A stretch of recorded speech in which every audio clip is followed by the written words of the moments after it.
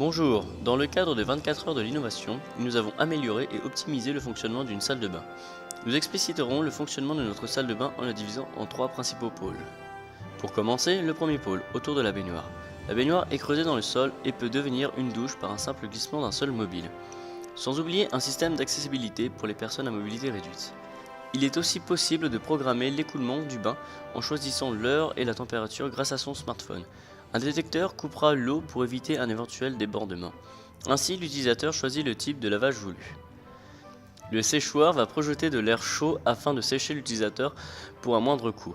Le renfoncement va permettre de sécher les pieds plus rapidement puisqu'ils sont facteurs principaux de l'eau dispersée dans la salle de bain et donc d'accidents dus au glissement. Un sèche-serviette sera aussi disponible si l'utilisation est voulue. Le second pôle, le miroir amovible. Le principe est celui d'une plateforme verticale coulissant le long d'un mur. Cette plateforme est équipée d'un plan de travail horizontal dans lequel est encastré un lavabo ayant une forme ergonomique permettant un accès aisé pour les personnes handicapées. Le lavabo sera aussi équipé de capteurs pour réduire la consommation d'eau. Sur le pan vertical de la plateforme, on peut trouver un grand miroir high-tech ainsi que des rangements.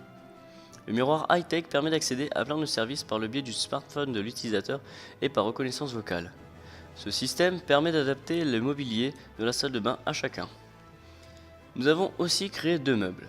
Le premier est un meuble pivotant séparé en compartiments permettant à chacun de garder son intimité par présentation de son propre compartiment.